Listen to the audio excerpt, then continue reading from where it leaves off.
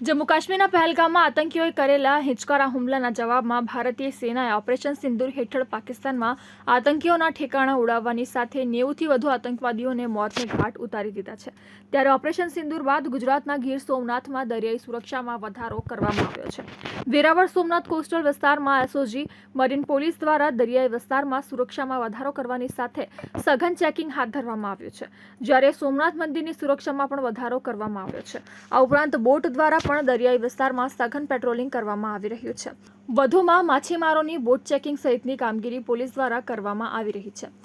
ગીર સોમનાથ જિલ્લામાં હાલની જે સ્થિતિ છે એ જોતા પોલીસ દ્વારા સરપ્રાઇઝ બોટ ચેકિંગ, દરિયામાં કોસ્ટગાર્ડ સાથે અને અન્ય પોલીસની એજન્સીઓ સાથે પેટ્રોલિંગ, સાથે સાથે તમામ જેટલી પોર્ટ્સ છે, જેટલા વાઇટલ ઇન્સ્ટોલેશન છે, અગત્યની જગ્યાઓ છે, ત્યાં તમામ જગ્યાએ પોલીસનું ચેકિંગ ચાલી રહ્યું છે।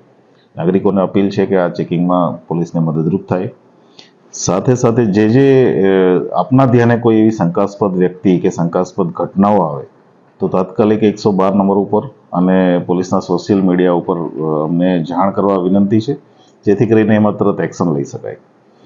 તમામ નાગરિકોને એ પણ વિનંતી છે કે આવા સમયે ક્યારે પણ અફવાઓ ફેલાવી નહીં અને અફવાઓથી દોરવાવું નહીં।